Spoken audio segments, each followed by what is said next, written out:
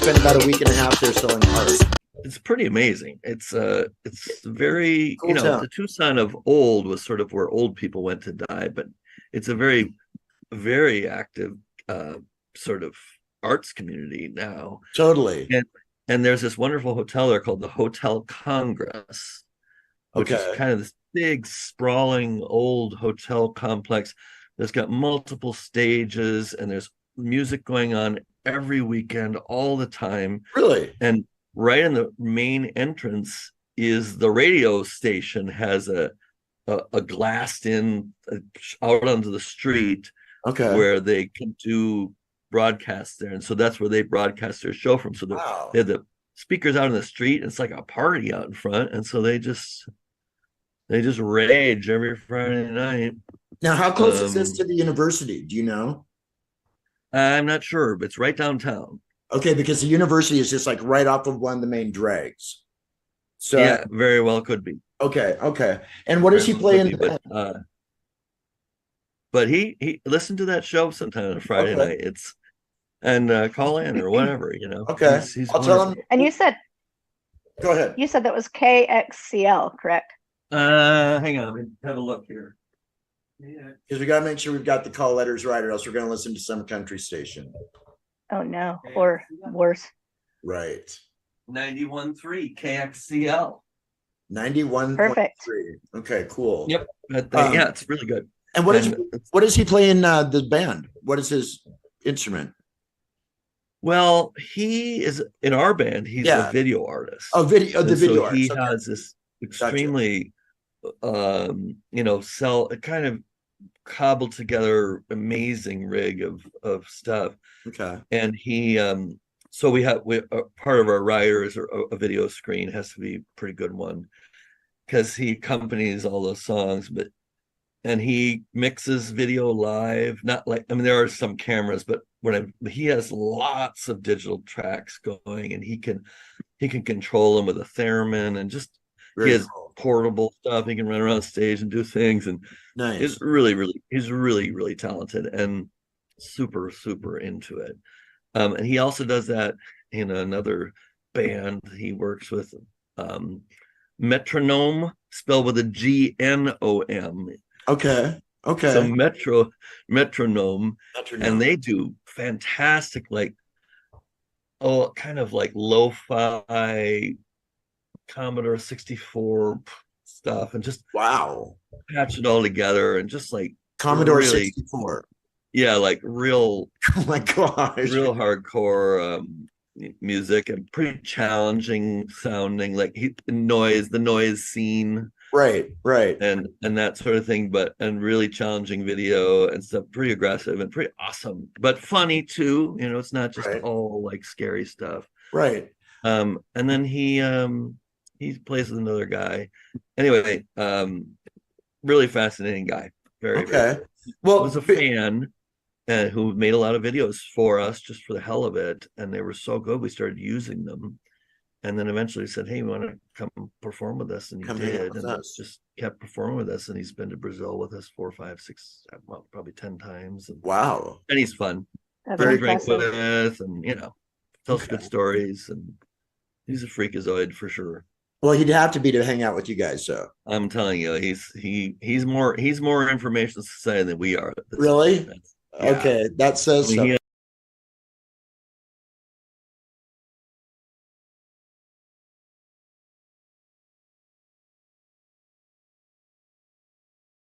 understands the aesthetic better than we do at this point. So Right. Well, you said something a minute ago that reminded me of a question I had for you, which is that you guys really do put on, like, it's a real visual show as well as the music usually, isn't it? well, especially now. Well, yeah. But I mean, Yeah. the visuals have always kind of gone hand in hand with a lot of the information music, though. I think. I would agree. I mean, we're not much to look at, so it's helpful to have Well, something you something guys, going on. you guys totally hammed it up though, and Gotta have what's on your some mind. visuals, for the ladies. There has to be some video there. It's just something for them to look at. Right. So what's going on right now with the band? I think since the last time we talked, I think you guys were in Brazil last summer, correct? Or this summer? We were in Brazil last February, I think. Okay, so you have been there since we talked. Yep, we did 3 shows there. Really, really good. Which was good because we've had 2 or 3 different promoters there, and some of them can guarantee a lot of money, but not that great of production. They just don't know how to produce a band. Right. So that was kind of hard because that's the one where we ended up in the bar. Just on this last tour. They fucked it up. Yeah, this was a while back. This was like gotcha. 6 years ago. Okay. Finally, we went back to our old promoter, who is really good, and he put together 3 fantastic shows. One in Recife, which is in the Northeast, which is always fun for us because we rarely get to go to the Northeast of Brazil because it's just so far away, and it's extra challenge. Technically and stuff to put it together because it's not like Rio or Sao Paulo. It's up there. Pretty remote, but a big venue, like huge. I mean, it's like, I don't know, we had probably like 8,000 plus people. It was really awesome. Great production. And then we played Rio and Sao Paulo, and both were excellent. So it was really, really, really good. So that was kind of felt like, okay, well, we've had some rough patches and maybe they don't want to see us anymore. And all of a sudden it's like, bang, 3 good shows like that in a row. That's then awesome. We played Mexico City, which I don't know if we've never played there before. I don't remember ever playing there before. Okay. It was super fun. I got to bring Nina with us. She comes to all this stuff with me, my wife. Okay. And we spent an extra week there. God, nice. Mexico City is just amazing. And then we played our hometown. Oh, we played a Summerfest. Okay. Which is presumably is the largest music festival in the world. Where at? In Milwaukee, Wisconsin. The largest in the world? So they said, I mean, it's been going since after World War II, where there's this industrial complex that was where they built ships and stuff for World War II. Yeah. They decided to turn it all into this music arts center. Wow. It's like a state fair, giant grounds. Okay. And it has 10 or 15 stages, but each one of them they've rebuilt many times, and they're full on like stages with back, with rolling everything, their own sound, they're like full on. And they've got like 10, 15 of them, and it goes for like 3 weeks straight or something like that. What is the capacity of a venue like that? It's got to be astronomical. I mean, I don't know. I mean, it's millions. If it's like, it's hundreds of thousands of people for sure. Wow. How have I not heard of this? Right? Yeah. How is it? I mean, because clearly, if it's the biggest one in the world, I don't know that I can wrap my head around that. You tell me. I'm gonna have to. I mean, it's in Milwaukee, Wisconsin. That probably just doesn't have the Milwaukee. And it doesn't sound cool or something. My daughter lived in Wisconsin, and she would have told me. And it's like, everybody plays it, and we played it with. I have to know about this. Who did we play with? We played with Flock of Seagulls, and now was that this year? Yeah, that was in July or something.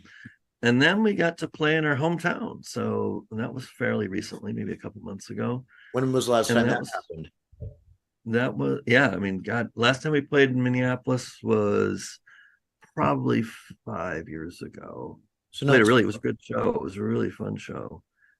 Old friends came up and performed with us. It was cool. Normally we'd go to Brazil in December, but we're not this year. We might be going again in February. That's all we really got on the book, and it's not even on the book. Okay. Is it an annual trip down there though, for the most part? It usually is. I think we skipped 1 year in COVID, and that's not bad. Yeah, and maybe 1 year over the last 10 years. It might have. I don't know. Yeah, it got to be an annual thing for sure. Yeah, right. So Summerfest, did you find it yet, Stormy? I absolutely did, and you are absolutely right. It's insane. The largest in the world. Yes, Summerfest. Excuse me. Summerfest is known as the world's largest festival, a distinction that was made by the Guinness Book of World Records in 1999, and we are proud to say still holds true today. hosting over Huh? 1,000 performances on 12 stages throughout the festival. With and you're right, it's about 3 weeks long. It used to be 3 I'm weeks straight, floored. and then they moved it to 3 long weekends because it was just too much. 3 Too weeks. Oh, it is straight? 3. Yes, you're correct. Wow. Over 800 bands and over 900,000 fans over 3 weekends on 11 different stages. And that's Did I from their oversell it? I site. don't think I No. did. I'm just No, looking and at what the rock is I that I'm under though. Because Yeah. I've never heard of holy it either. cow. Right, How Summerfest. have I not heard of this? I feel like Yeah, I was I failed know. by Yeah.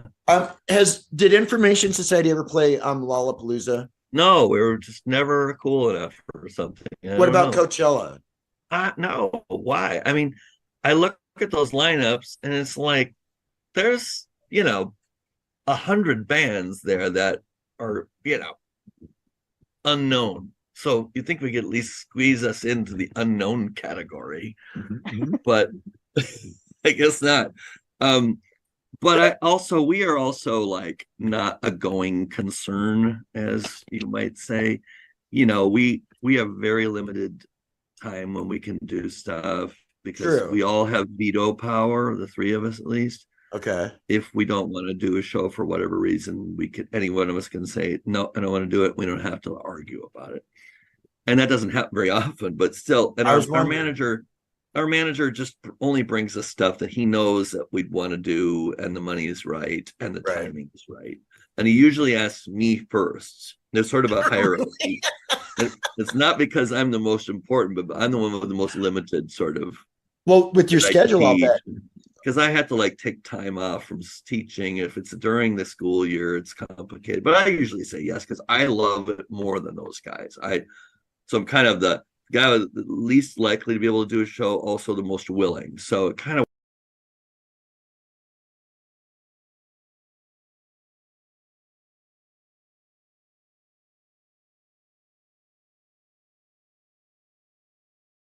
works out. And if I can do it, then he'll ask Paul, because we know Kurt's going to be not the hard sell, but the trickier one. Right. And so he'll usually say, well, Jam and Paul are in, okay, or whatever. Okay. And if Paul doesn't want to do it, we're not going to do it. Okay. So, I kind of, That's quite a system. Yeah, well, it's taken I like a decade to it figure sounds so out. fine-tuned. Yeah. It's taken 40 years to understand how the social dynamics works. So okay, so remind myself and Stormy in the audience, what year did Information Society basically officially break? Like your guys' your 40th anniversary will be coming up what year? Right.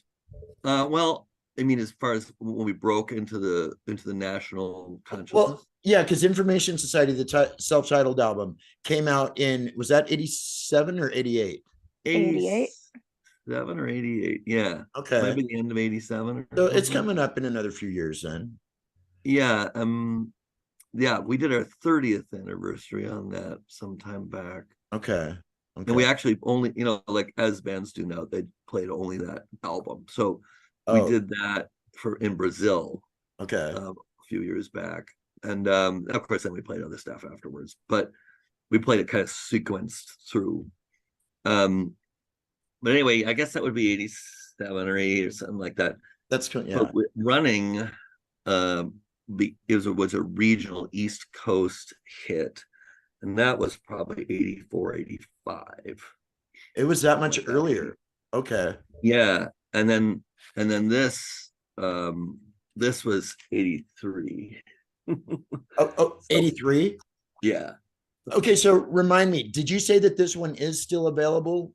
It is, if you can find it through, there's a German distributor that reprinted it, essentially reissued it. Well, Guten Tag. I'll maybe have to look for it. I'd love to at least hear a copy. Yeah, it's called.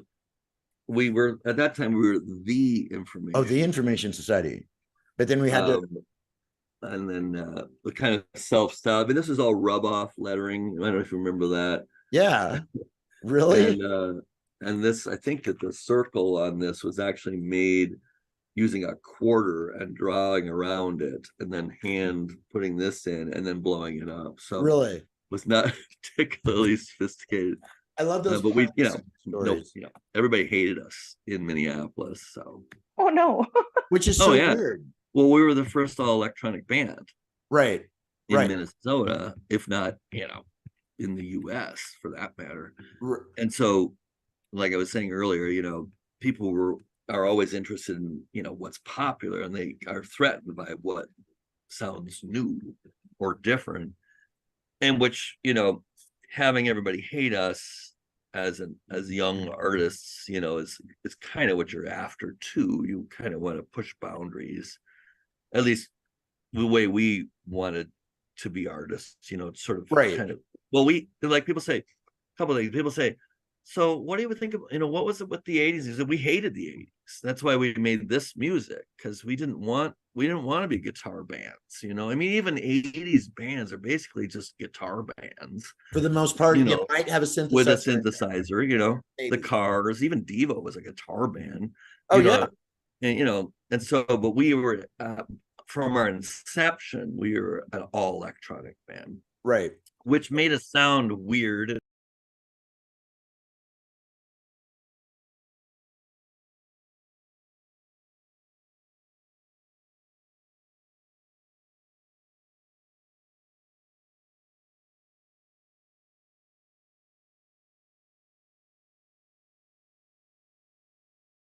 And terrible, but new.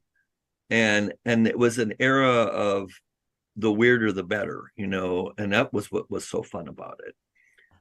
And I really enjoyed that part of it, and so we would, we shaved our heads and wore color-coded jumpsuits and gas masks, and singing through vacuum cleaner hoses, and just whatever, right? And confrontational with the audience, but always with a kind of a joke, and kind of breaking down the fourth wall and all that. And it was just so much fun, because every concert was all new songs, and we only played once a month at a tiny little club that on the Monday night for New Wave Night or whatever the hell it was. And eventually we played the Gay Block Party, as it was called back then, in 1984 or something. And we were adopted by all the maligned, weirdos of the day. Back then, being queer was, get you beat up, and especially there. So we just identified with all the non-mainstream types, and eventually we could play for about 250 people regularly. Okay. And became sort of known for our weird and artsy ways. But then we broke up after that period, just because you can only sustain that for so long. Just right. Paul was loading bread trucks, and I was working in the food industry, and Kurt was working in a parking booth.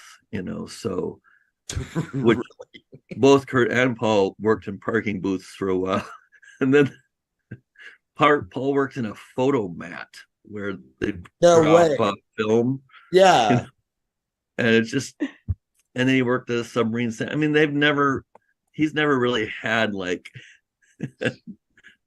a job that you'd want to have.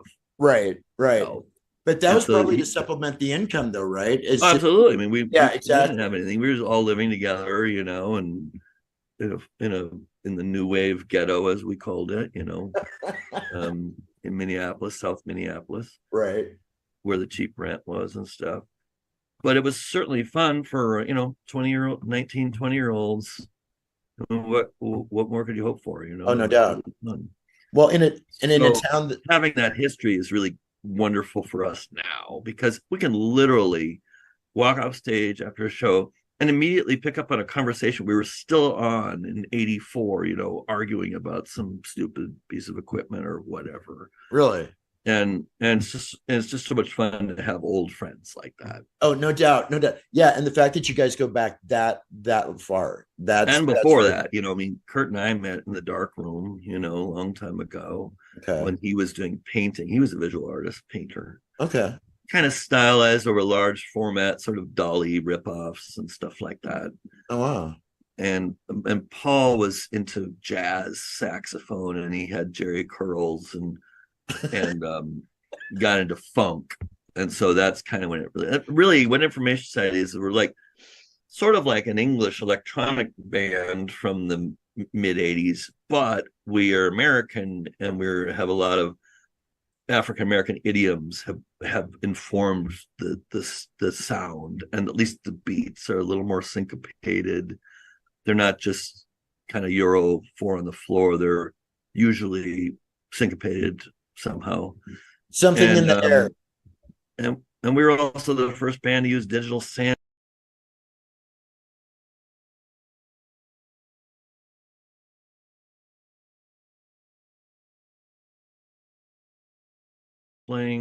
Right. So that's kind of set us in a, and always been sort of innovative. Always means we're always kind of new, meaning we're always kind of hated, you know.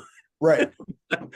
Well, you said something, especially music industry. I mean, you do something different, and it's like, wait a minute, but the last record sold some, you know, so. Right. But you were saying, Stormy? Oh, well, what I was starting to say a minute ago, something in the air, funky, totally has. Right. Well, of course, yeah. I mean, was a direct lift from James Brown, of course. Is that okay? I was kind of wondering, but on the same album, though, Papa Don't Take No Mess, I believe, is what the song. The groove that the sample from, because it definitely does have that like real like kind of funk sound to it. Yet it's on the same album as Running, which was a definite club success. Yeah. I mean, it was kind of like Kraftwerk and James Brown, sort of. In fact, there's a song called Pack One that is actually numbers by Kraftwerk put up against a JB's groove, a James Brown groove. Really? And there's actually a little left-right kind of separation on what's ein, and it's ein is in German, and what's is no way is from a James Brown, sample from Bobby Bird saying, but no, it's James Brown saying, Bobby, what's he gonna play now? And so, so if you listen to that, it's like the ultimate singular mashup of Kraftwerk and James Brown ever. That is kind of that's a distillation of what Information Society, at least the major influences would be. Right. So and there again, I want to say thank you very much for putting some time aside. And by the way, guys, you're listening to X5 Radio here on the Groove Zone Network. I've been hanging for a little while today with James Cassidy of the Information Society, and we were joined also we've got Stormy with us today. Stormy, thank you again. Truly appreciate that. As we kind of start to wind things down, though, I want to hit on a couple of things. What does the holiday look like for the band or for yourself personally? Because it's right around the corner. We do have a Christmas record. No way. No, it's a two song offering that you could probably find online, and one of them is Christmas at Our House that I highly recommend you play on your show. I will. It's easily found. Okay. More difficult to listen to.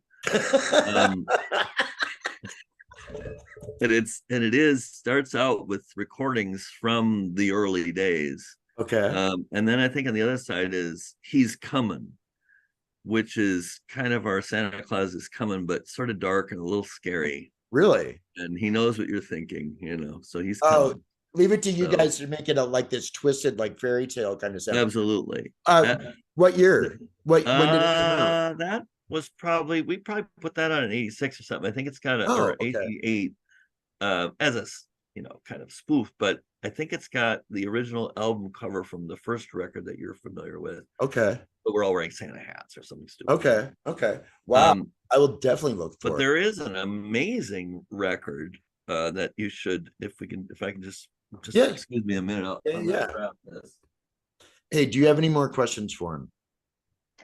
I don't think so. Okay, I didn't know because I was going to say I'll make sure that I ask if you did. Otherwise, we're good, and we do need to wrap it up. So it's been a blast. If this is available anywhere in the world, but somebody when we played the INSOC rally. This was in 1984 or something. Okay. And April 22nd, Earth Day. Smick Smack. Smick Smack Theater. We played this theater, multimedia show. We had about 150 people come. Wow. And it was like, it's a really, and somebody recorded it. And I didn't know anybody ever recorded it. And somebody found it. And somebody produced this CD. And it's from this very important period of kind of the zenith of our local band days. Wow. And it says right on here, this multimedia AIS, American Information Society, sponsored event will involve video, electronic dance music, blatant visuals, and the type of performance you come to expect from INSOC, Minneapolis's only avant corporate jungle dance band. Avant corporate jungle dance band with music from the past generated by the technology of the future, I think is how the rest of that goes. I can just see the brainstorming sessions where you guys are trying to figure that out. So much fun. Oh my God. There is this one last thing. This is a really cool piece that is out there. Oh, wow. Apocryphon. I don't know if you can see this. Oh, okay. And this is still out there somewhere. Right. And it has a lot of stuff from this and remastered a little bit. And it's like early days. It's everything before it's our electro roots, 82 to 85. Oh wow. Okay. So it's like kind of the old days. Right. And I almost want to say I've seen some of that on YouTube, but I could be totally wrong. Maybe Possibly. I'm not sure. I don't know if there was much video. So okay. Well, you know, anyway, sometimes it'll just be the song. And then this is the most recent record. Yes. Oddfellows. So from what year? Really Oddfellows was in 2021. Okay, yeah, very kind of our COVID record. Okay. Very cool. Yeah. Okay, so I checked, and I'm gonna wind this down because, like I said, I know that you've got stuff to go do too. I do. So let's do a word to the world, which I always like to do with our guests, and then we'll do a couple of shout outs and call it a day. So thank you so much. And I don't know if you put the word out to either Kurt or Paul. Maybe the next time, next year or whatever, it'll work out to be able to get them in. However, I did reach out to Paul. He wasn't able to do it today. He lives in New Hampshire, and he's working for the New Hampshire Dems. So he's really kind of got busy. Right, okay, yeah, I'll bet. Well, yeah, but you got a lot on your plate though too, and I know you're very busy. So there again, thank you for taking some time aside. Happy to do it.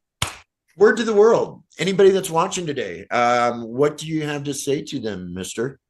Oh man, actually just take time to listen to music, like listen to it, not just kind of have it on. Right. And then unplug and read and cook and all you have to do, all you really can do is sort of take care of the actual moment that you're in, and so make sure it matters, right? And then help the people you can. And that's all I got for you. Nothing wrong with that. Yeah. Do art. Yeah, you do some art, no doubt. Yeah, no doubt. Super nice to meet you, Stormy, by the way, and good luck up there in yes, you as well. Olympia. Yeah, good luck back there in Olympia. Yeah. Oh yes, all kinds of luck needed up here. That's for sure. Okay. Yeah. Well, we're bringing it your way. So. That's why the invite is out there for either of you to make your way to the sunny Southwest. And yes, but make sure that you have your warm clothes because the desert does get cold at night. All right. Well, guys, I want to say thank you so much for tuning in. You are listening to X Vibe Radio. And also you've been watching us here on YouTube on KONVOS. Had a great time today with James Cassidy, as always. And thank you again, my friend. Totally appreciate this. Very nice. Check out Information Society because you're still going to find them all over everywhere. Website. Their website's still up and running. Yeah, there's a website out there somewhere. Would it be INSOC or would it be Information? Probably anyway, Information Society. Yeah. I think people know how to Google. I So think that's where you can get the Yeah. electric roots. We do. oh, okay. Yeah, Yeah. and I think it's .org. Okay. So maybe by the time this actually airs, maybe I'll actually have all the information out there for you guys so you can check them out a little bit easier. But do check them out though, needless or regardless. All right. Where are you going to be for Christmas? I think I'm just hanging out here. I cooked a big Thanksgiving dinner Nice. for all the orphan students around here. Oh, cool. And actually, I love that. it's so much fun. I love doing that. And I had one student come who just delivered. So we had boxes and we delivered them. And I've been doing that for about 10 years now, at least. Nice. Nice. And so Christmas, probably hang out with Nina's fam. You know, can't they could use assistance as well. So yeah. How's the soil project going, by the way? Awesome. We just had our work party today at the student farm this morning, Sunday school, SKOOL, because we're too cool for school. And it was frozen out there this morning. So we actually just stood around and had some pie and chatted a little bit and had coffee. And that was it. Now I'm going to go over to my ex-father-in-law's house and bring him some turkey dinner. And you're a good man. Do what I'm doing. Then tomorrow it's back to the grind. Yes, it is. Hey, if they are interested in what you've got going on down at OSU, is it soil.org? It's soilforward.org. Soil, oh, so close. Soilforward.org. Soilforward. Where you can get one of these t-shirts. That's right. I've seen that before. Awesome.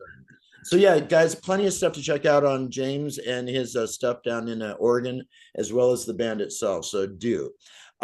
We are going to go ahead and call it a day because we still got part of the day left. So on behalf of James Cassidy of Information Society, Stormy and myself, want to say thank you very much for tuning in as always. Don't go anywhere and we'll be right back after this. You're listening to the Groove Zone Network.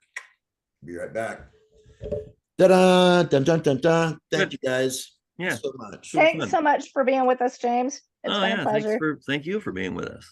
So thank you for being with us. Keep doing what you're doing. I'm hoping to be around a little bit more. Yeah. Keep doing what you're doing. So we are about anywhere between 2 to 3 weeks away from our radio launch, the new radio project, James. And so once I've got that information, I'll send you links and all that, because I'm going to hold off until that launches and then we'll air this. So it's still a couple weeks out. And then of course, all your music will be on the rotation as well. So fantastic. Maybe some Inside Christmas music in there too. I hope so. I got to check those out though. Okay. Good luck. Awesome, man. Well, hey, thank you so much. Have an awesome day and we'll touch base at some point. All right. All right. Have a good one. Stormy, thank you. Have a good one. Bye. See you later. Bye. All right. Stormy, I will talk to you soon.